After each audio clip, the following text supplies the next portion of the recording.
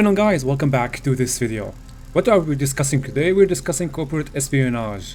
Now, to start with, what is corporate espionage?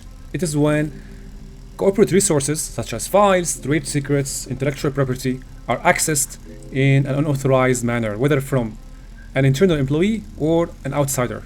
So let's discuss first the scenario we're gonna talk about today. The first thing, the story starts with two laid off employees with two user accounts. So we have two employees. Let's say one's name is John and the other's name is maybe David. Okay, let's say these are their names. So basically these two employees were recently laid off from company or from the company named Y or X or whatever. Now what happens usually when two employees get laid off or an employee gets laid off or fired, the system administrator needs to deactivate their user account. Okay, what happened in this scenario? The system admin got negligent and he forgot to deactivate the accounts of both John and David. So what happened later, these two employees turned out to be disgruntled, meaning they have bad intentions against the company. They didn't like the way they have been fired, so they took advantage of the fact that their accounts are still active and they logged in. So even after they have been fired, they were able to log in to the company network. So what they did, they logged into the SMB shares. Usually SMB shares stored files, directories, whatever. And after they accessed the SMB shares, they were able to access trade secrets. Trade secrets are sensitive information stored in files that the company deemed to be sensitive and confidential. So basically when these files or when files under that classification get accessed, we call this corporate espionage scenario. So that is the scenario. Now, the reason is because the system admin was negligent. All he had to do is to deactivate these accounts. It's just a couple of clicks away from deactivating the accounts and avoiding all of that scenario. Alright, now the system admin or whoever will do the investigation will decide that we need to conduct an investigation. So what's the purpose of that investigation? We need to prove that these two employees, namely John and David, accessed the company resources. Why do we need the proof? Because we're gonna provide it to the court and sue them. So the investigation steps, we're gonna need first, as you can see, how the investigation started. The system admin, based on his tasks, he actually monitors the network and monitors event logs. Based on the monitoring, the system admin concluded that the accounts of David and John are still active and they were used to log into the company network. So in order to start the investigation, the system admin needs to extract proof from the packet captures, the network packet captures. Namely, we're going to need to extract the packet captures that show the SMB packets. And to top that off, the system admin needs to extract a memory dump of the lsass process. As you know, the lsass process is the process responsible for the user credential authentication and storing the SAM information. So basically, when you extract the memory dump of this process, you will get a dump file. When you analyze this dump file, you will be able to extract what is called as the NT hash. When you extract the NT hash, you'll be able to extract the plain text password. So the system admin wanted to extract the passwords of these two employees because maybe they got changed and he now cannot log in. Now, because the admin is investigating, he needs to go through these steps. Now, after we come out with the proof from the SMB packet captures that indeed these two people used their accounts to log in, we're going to provide the evidence to the lawyers or to the legal counsel where they will submit the packet capture results along with the IP addresses of these two employees to the court. Now, let's go to the technical summary and see how the investigation, what are the tools that will be used in the investigation. Now, for analyzing packet capture, we're going to use Wireshark. We're going to use Python because the SMB packets, as you're going to see later in this video, are encrypted. We're going to need to use Python to decrypt them. We will use PyPyCats for the lsass, for the credentials, and we're going to use John the Ripper to crack the NT hash. The investigation steps. After we discuss the tools, how the investigation starts, first we're going to extract the users from the packet capture. We're going to need to first take a look if these two accounts were indeed spotted logging into the company network, namely to the SMB server. The only way to do that is to find the relative handshakes for these two accounts in the packet capture. After we prove that these two accounts were used to log into the SMB shares, we're going to need to extract the NTLM hashes from lsass dump, use the hashes, use the plaintext passwords, and use the session information to decrypt the SMB packets. Now you will see that SMB packets and the available packet capture are encrypted. So in order to decrypt the SMB shares, we're going to need SMB packets. We're going to need the information that we will extract from the previous two steps, namely the users that were used to log in and the NT hashes along with their plaintext passwords. Let's get started. Now, before we get started, it's very important to know that this is part of TryHackMe Block room. I just summarized the scenario, so you don't need to read all of this. And now we're going to get started to answer the questions. And yeah, so that is for your information. We are solving this room, and that is the scenario we are actually doing. All right, so let's go to Kali Linux here and start the investigation. So yeah, I have three tabs: a tab for hash cracking, then the SMB decryption, and lastly the data that we extracted from the SMB packets. The first thing we're going to need to take a look at is to let me close the Wireshark here and reopen the file. So basically we got the PCAP here, secret session keys for decryption. Okay, all right, good. And we got the lsass dump.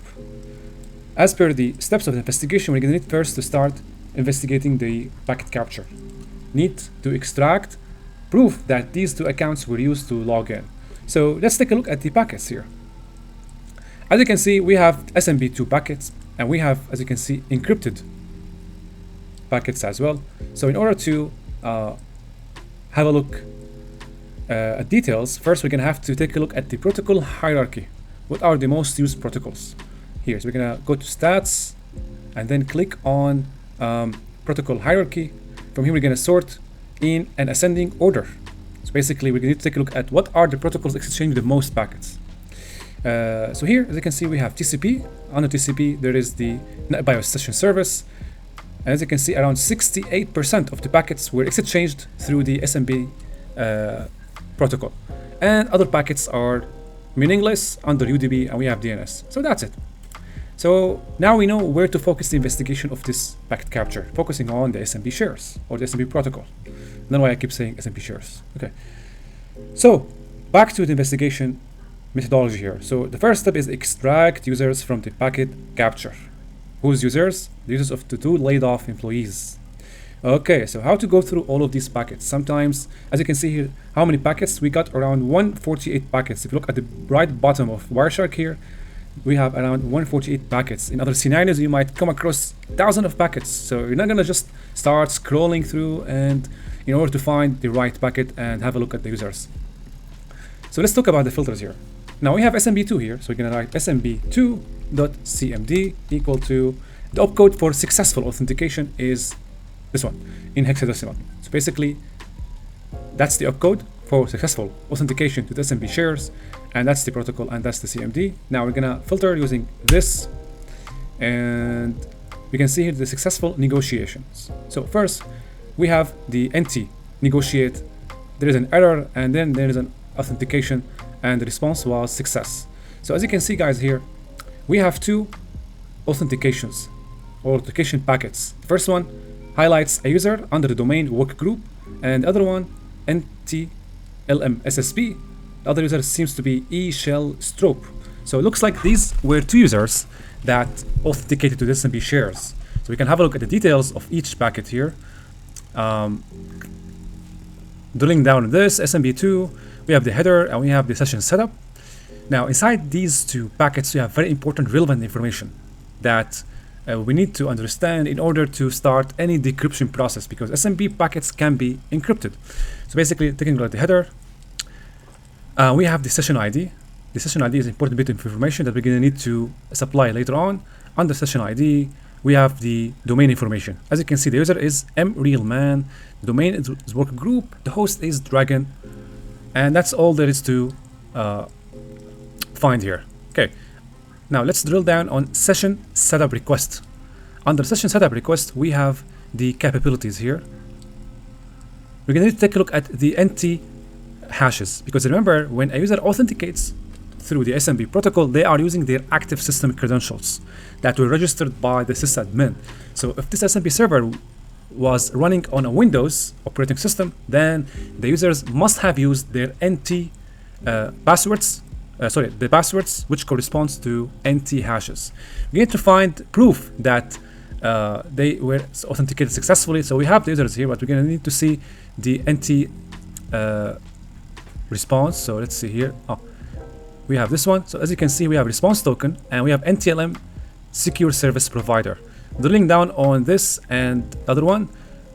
Okay, so we have the authentication information here. Take a look at this. We have NTLM response, and then we have the domain, username, hostname, the session key, under session key, only session key, and then NTLM SSP verifier. Well, that's irrelevant for now. Negotiate, session key, hostname, username. Okay, so what is important for us here is the response token. And so response token, username, domain name, session key, and these are the relevant information for us to understand and conclude that these users were successful in authenticating to the network. Now we're gonna have this packet capture supply the proof to your legal counsel and make sure that now we prove that they have logged in. All right, so the other user is Ishel Strop. Same thing here. We have a response token, okay, and we got the let's see here, session key, and above there we have the session ID. Right, so also this user was successful in authenticating. So now we know what are the users. So going back to the room, you're gonna have the users copied and answer the first question and the fourth question. Okay, next step is to extract the NTLM hashes from the memory dump of the lsass process. Now we're going to turn heads to the lsass dump. Okay, to extract the hashes from the lsass dump, we're going to need to use a tool named PyPyCats. Okay, in PyPyCats, we supply the name of the tool, which is reinstalled in Kali, and then the arguments or the options LSA mini dump along with the file name. Doing that will extract all the NT hashes of all the users registered under the domain, whether it is a local domain or a work group. Now let's take a look at the information here. We can see logon session, and here we can see the username, mrealman, and the NT hash. So now we got the NT hash and we got the username. Also we can see other information for other users along with their session information. We have this username. We're going to take a look at the other one, Ishel Strop. So scrolling down, you can use grep, but I'm too lazy to use this now. Grep, where is the grep? Where is the other user? So mrealman. Looks like the other, that's the other user along with their session information, and here we got the NT hash. Okay, so now the last step in this investigation is to decrypt the SMB packets. What am I talking about here? Let's go back to the packet capture. Now, as a white hat hacker or as a security analyst, when you see here encrypted SMB packets, your instinct will tell you that you need to decrypt them. So in order to decrypt SMB packets, you're going to need a couple of details. The first thing you're going to need to have ready is the NT hash, okay, of all the users in mind. So we know from previous analysis that the only two users who were successfully authenticated to the SMB server were Ishel Strop and the other user was mrealman. So in order to decrypt this traffic, we're going to have the NT hashes of the users who successfully authenticated. So we got them ready here. This is for Ishel Strop and the other one for mrealman. Beside the NT hashes, we're going to need to find the plain text password, meaning we're going to have to crack this. So to crack an NT hash, you know what to do. You're going to need to use join the ripper. Join the ripper -- format equal NT, and then we use the regular traditional word list raw Q. And here this is the file that stores the NT hash we found from the previous step. Now this is telling me that I have done this before, and I can load the password hash using the --show. So anyway, the password of mrealman is blockbuster1, and the password of the other user, who is Strop, could not be cracked. As you can see here, John the Ripper was like, okay, I'm done, and I don't know what's the password. So the password for this user was not found. Anyway, what other information we need to convert or decrypt these sessions? As I said earlier, we need to go back to the previous filter. So here, SMB2, okay. Okay, locate the successful authentication packets, okay. And here, the first one, it's for the Emerald Man. We're gonna need to make this a little bit bigger. Okay, let's go back from the very beginning. SMB2 server, and highlight SMB2 header. The header information contains the session ID. Take a note of the session ID. Take a note of the domain, which happens to be workgroup, and the username Emerald Man. What else you need? Okay, that's what you need from the header. Okay, the session setup request. From here, you will need the response. Let's see. Oh, wait. The response token and the session key. Yeah, that's what you need from here. So having all of this information, what's the next step? The next step is to use Python. So here I said earlier that we're going to need to use Python to compile all the information we have just collected and use them in a very neat Python script that will extract a very important piece of information. What is this important piece of information? It is the random session key. Why do we need this? Okay, let's go back to the packet capture. In order to decrypt the traffic and having collected all of this information, we're going to need to go to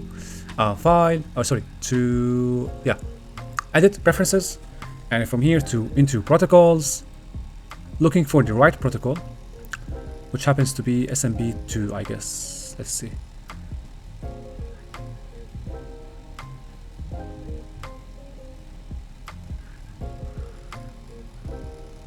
Okay.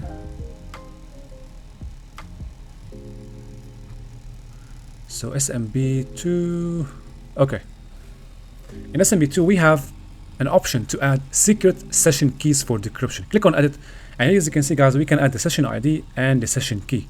What is the session key we're gonna need to add? No, it's not the one we saw here. It's not this one. It is called the random session key. Okay. Now, the session ID is already given in the packets, but in order to extract the session key, we're gonna need to use Python. Python will handle, or we supply Python, the Python script. We're gonna supply it with the session key mentioned here, the response token, along with the hashes we found earlier, and it will do the job for us. Let's see how this works. So how to find the Python script? Okay, so the Python script can be found here. This is a blog on decrypting SMB packets, and here the author had written a Python script, Python 2 by the way, which you need to convert to Python 3. This Python script will do the job. As you can see, if you take a closer look at the Python script, we can see the arguments required for this to work. So first we're gonna have to supply the user, the SMB user, which we have. Next, supply the domain, which we have as well. The password, we cracked the password using John the Ripper. And this NT-proof string, this can be found in PCAP provide hex stream. We already mentioned this. I'm gonna mention this again. The NT-proof string. So NTLM response, NTLM v2 response, and under this you can see there is the NT-proof string. So you got them for both users, Emerald Man and Strop. Going back to the script, so we also got a hold of this, and then we have the encrypted session key. We got this as well. It is here under session key. Okay, what else? And that's it. Once you have all these required information, we're gonna just run the script. All right, one thing though, this is Python 2. In order to convert this to Python 3, you have a couple of options, let's talk about the first one. There is a tool called 1.2.2.3. It's a tool that converts a Python 2 to Python 3. All you have to do is to supply the Python script, which I named decrypt, okay, and then -w. It will convert the Python script written in version 2 into a Python script written in version 3. Unfortunately, this did not work with this scenario. to extract the random session key. So what I did here, I used ChatGPT. So now we are using artificial intelligence. So all you have to do here, as you can see, take the script from this page, paste it in ChatGPT, and tell ChatGPT convert this Python 2 script into Python 3. ChatGPT will happily do the job for you. Here is the updated script converted from Python 2 into Python 3. The major changes, and there is also changelog here provided, which is very nice. That's very beneficial if you want, or if you are learning Python. So having the script ready here, copy this. We're going to go back to the machine and we start the script. All right. So the arguments you need to supply first is the user -u. The first user is mRealMan. Remember, here we are extracting a very important piece of information, which happened to be the random session key. Remember, the random session key will be supplied in the Wireshark protocol preferences in order to have the packets decrypted. Back here, -u for the user, -d for the domain, which happens to be work group, -b the password, blockbuster, -n. This is the NT-proof string. Now, how do you know it is the one that starts with 16? We go back to the Wireshark, and here we highlight the packet of mRealMan, and then an NT-proof string is the one that starts with 16 and ends with 14.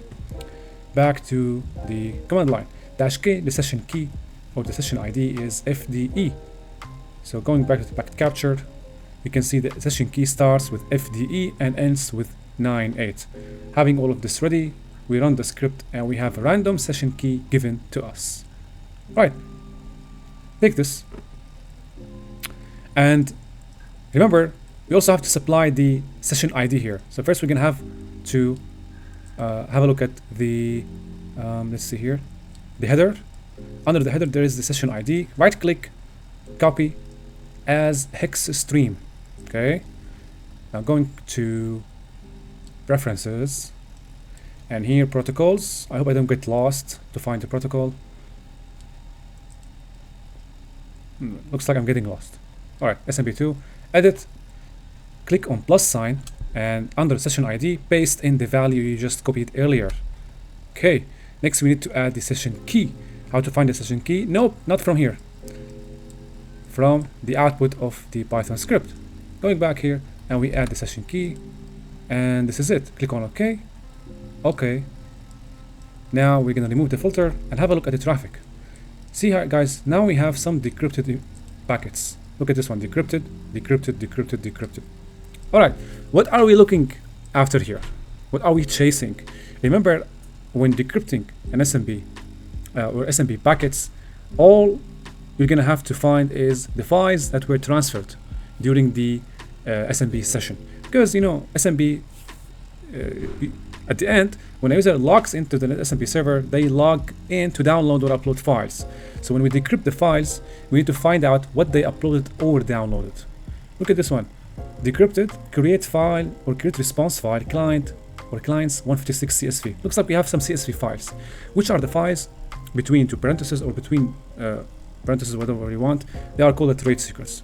So to extract this file, you can have to go to File, Export Objects, and click on SMB. In fact, whenever you do any decryption process for any protocol, even for HTTP, you're going to do the same. Okay, you're gonna have to provide keys, and then you're going to export the objects to take a look at the decrypted traffic. So here, export objects, highlight the relevant protocol, SMB, and here you can see the data that can be found from these decrypted packets. So highlight the data and click on Save All. Once you do that, we go back to data, and we have the CSV file called client. We cut the file and we have the flag. All right, so now you have answered most of the questions. Now the last thing, this is the flag for the first user, and this is the hash of the user in question for each strop. Actually, if you have been following carefully what I have been doing throughout the video here, you're going to answer the questions or have the answers already without going over the questions one by one. The last question is, what's the flag of the second user? Okay, remember that the second user or the password of the second user, strop, was not cracked.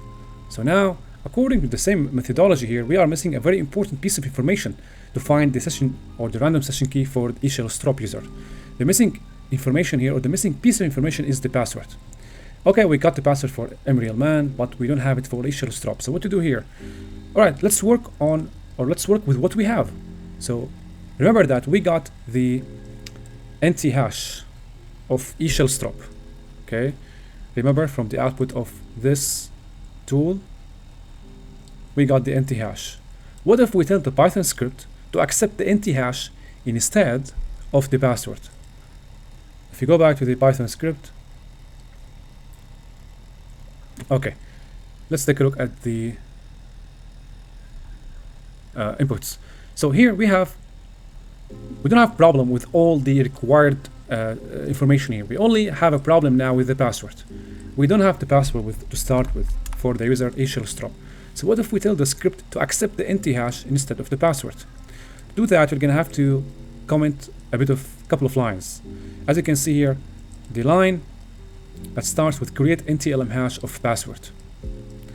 Because we already have the NTLM hash, we're not gonna need to go through these 3 lines to create an NTLM hash out or of the password. First reason is we don't have the password for shell strop, and the other reason is we have the NTLM hash, so no need to go through this process. What you can do, you can comment these lines, and here you can replace this with an appropriate value to calculate or to use the NTLM hash. If you're not sure how to do this, you can just copy this one, the script, okay, and then again ask AI. So in AI here, what I did, I asked AI or ChatGPT, I pasted the script. Remember, paste the script that was used to find the random session key here. Okay, now use the script and paste it in ChatGPT and tell it update the script to accept the NTLM hash instead of using hashlib on the password. Remember that the script here uses hashlib, right, to calculate the NTLM hash of the password. But here, since we have the NT hash, we don't need to use hashlib. We'll need to find a way to accept the NT hash without supplying the password. So we tell ChatGPT to do this for us, and we're gonna have the new script, copy it, go back here, and see in version 2. Let's take a look here. Use provided NTLM hash directly. That's how it's calculated. The bytes using from hex, because the NT hash was provided in hex. Okay, and then we supply or store the output in the variable password. Taking a look at the changes done here at the input arguments, we can see that all the other arguments stay the same except this one. In the previous script, we used the password. Now here, what do we use? Sorry, this one. What do we use here? We use the NTLM hash, and it is supplied directly by the user. We can supply it using the -- NTLM hash chosen by ChatGPT. You can just change it, and once you pass the NT hash of the user shell strop, it will be stored in the variable password, of course, after doing the necessary conversions. Okay, now going back here, we are ready to launch the script again. So Python decrypt v2, the user is shell strop, the domain is worker group, -- NTLM hash. I explained this why, and this is the NT hash we found earlier from the hash cracking process, -n. All right, so now NT proof string and the session key. How to find them? We're gonna locate. Gonna again put the filter on and highlight the packet which highlights the authentication process of shell strop. Now, what we need to extract are the NT proof string and the session key. So they can be found under session setup request, security blob, and under the, let's see here, NT response v2, NT proof string 0CA62. That's what I provided here. And then we have the session key. The session key can also be found somewhere here, C24510A, and it is the same. Once we do that, it will find, or it finds the random session key. Now, once we find the random session key, all we're gonna have to do is to supply it to Wireshark. Don't forget to first copy the session ID. So here is the session ID, right click, copy as hex stream, going back to edit, preferences, protocols. So now I learned from my lesson, I'm not getting lost finding the protocol. So SMB2, no, this one. Edit, add a new key. This is the new session ID. They look similar. And here, copy the random session key. Okay. Okay. Let's see what are the artifacts. File, export, SMB. And now we have another file named clients978. Save all or save only because we have saved the previous one under desktop. Now back to data. So now we have this file.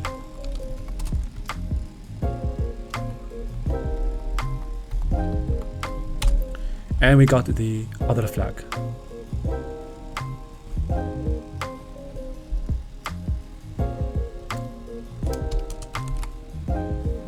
And that was it, guys.